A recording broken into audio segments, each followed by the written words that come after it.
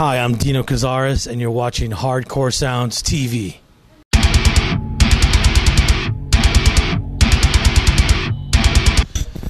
Okay, hello everyone. We are here at Nosturi, Helsinki with guitar player Dino Cazarez from Fear Factory. Hello, how is it going for you guys? The tour's been going great. The response has been amazing. We started off in the UK first and went over and did some German shows and some Belgium shows, and then now we did all these Switzerland shows, and over here we're in Finland now, and it's been going amazing, and the reaction for Mechanized has been killer. So the new album Mechanized has gotten a lot of good reviews among the press. Have you been pleased with the effort yourself? Yeah, I'm surprised because it's just it's so hard to please people these days, with music, and everything that I read is always so negative, on the internet, especially on stuff like Blabbermouth. It's just the comments there are just so negative, and I'm surprised that these people even like music anymore because people talk so much crap about it. But I'm really happy that we've gotten a really great review, and people seem to be liking the record. So you released the album through AFM Records in Europe. How did you end up choosing that label to release the album? We chose a label because they gave us full control and they gave us a great contract. Back when we first started Fear Factory, we signed a pretty bad contract, and it really, we didn't make any money for years and years. And there's a lot of big misconception that if you get signed to a record label and you put a record out, automatically you're a millionaire or something like that. But for us, we had such a bad contract that we didn't make any money for years, and so me and Burton said that the second time around that we're going to do this, we're going to make sure that we have a great contract, and that's why we're with the label. What's the situation with the name Fear Factory? Have you already received a final judgment from the court? Yeah, it's all done. It's all been settled out, and we're here. Record's out, merchandise is there, so it's all good. What are your personal favorite songs from the new album playing? Which songs do you enjoy playing the most? It's a hard question. Probably right now, my favorite song to play live off the new record is called Christploitation. It's just it's a killer, dark, heavy track, and it rips. It's fast. So. Fear Factory, like most of the bands nowadays, also have MySpace page. What's your opinion about the social communities such as Facebook or MySpace? I have all the above, and I think it's a great outlet for bands to get their name out there and get their name heard. There's been a lot of bands who've gotten popular off of MySpace, Job for a Cowboy, Suicide Silence, and so it's definitely a good tool to help your band's name get out there and for people to hear you all around the world. You know what I mean? It's also a good way to help you get signed as well. You also have two other bands, Divine Heresy and Assassino. What's the current state of those bands? Are you going to release some new material through those bands in the future? Or is the Fear Factory main band you're focusing at the moment? Fear Factory is definitely the main band that I'm focusing at the moment, but there will be a new Divine Heresy record next year, and there'll also be a new Assassino record as well next year. Obviously contractually obligated to release these records, so I have to find time. Cool. Is it hard to find time balance between three different bands? What keeps you motivated? Music in general keeps me motivated. You know what I mean? Just Divine Heresy is a whole. It's basically Fear Factory on crack. It's pretty fast. Really technical. And Assassino, which is brutal death metal in Spanish.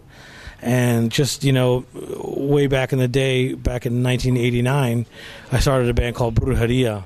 I co-founded a band called Brujeria.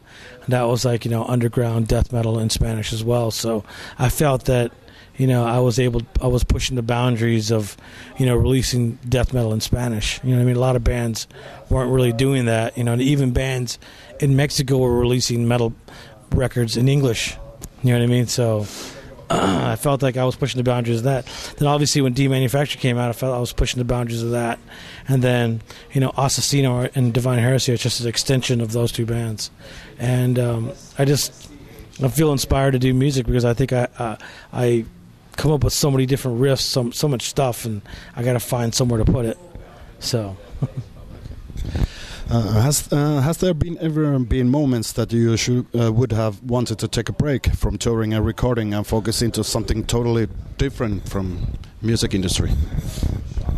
I took a break after Fear Factory. You know, I had quite a few months off, and it felt really good just to kind of like regroup and, you know, figure out what I wanted to do next and stuff like that. And I toured actually a lot through South America, going through Mexico and Argentina and Chile and places like that, Brazil. And it felt really good to go over to all those countries and focus on that area because, you know, back in the day, Fear Factory didn't go to those areas very much at all.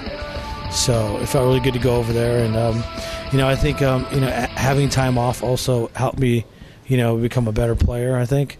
You know, I actually got to sit down and play my guitar, you know, and it felt really good. I also did a project called the Roadrunner All-Stars. I don't know if you heard of that one. It was in 2005, and that was an amazing CD. And getting to play with all those different musicians really helped me, you know, learn my craft a little bit better. Yeah, that was going to be my next question. You was a team captain to a Roadrunner United project. How was it like to write songs to musicians that basically wasn't playing at the same band with you? Was it hard to find experience with it? No, definitely not. I mean, all the guys that I jam with are all experienced musicians. They're professionals, so they can pretty much, you know, especially, you know, Joey Jordanson and Roy Mjorga on drums. Those guys could just play pretty much anything, you know. And those guys played in a lot of bands too, Soulfly, Sepultura, you know, Stone Sour. And those guys have played in a lot of bands. And Joey is one of those guys that, like, knows every song from every metal band. You know, play this song. All right, just play it. So it was great jamming with those guys. And Andreas Kisser is just a great guitar player, you know. And just playing with those guys, man, it was really, really good experience. And it felt really good to spend time with different guys and just the guys that I'm in the band with that I see every day, you know. It was really cool to jam with those guys because they always had something new, you know. We were able to feed off each other, you know. I had something to learn off them, and I'm sure they got something off of me, and blah, blah, blah. And I was also very honored that Monty Connor asked me to be a team captain, you know. And I asked him why. Why'd you pick me? And he goes, well, you know, I wanted somebody who could write a good song. That's what he said, so that was a compliment. Okay. You have already achieved pretty much as a musician. Do you still have some personal goals you would like to achieve someday?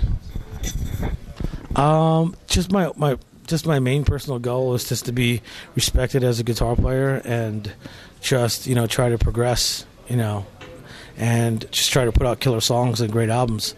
You know, I think that you could hear that I was able to achieve one of those goals on this new record, Mechanize. What's in the scope next for you guys? What kind of plans do you have, for example, next summer? Well, this summer coming up is all festivals. We're doing a lot of festivals coming up.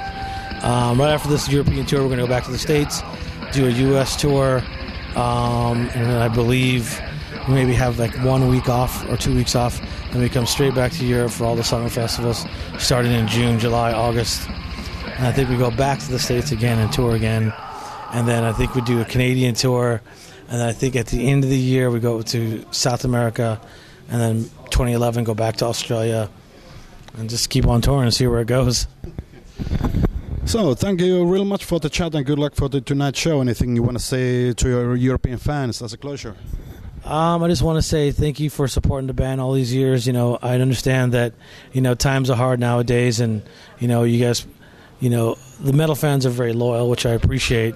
And, you know, they buy tickets, they buy T-shirts, and they buy CDs. And I just want to say thank you for all that.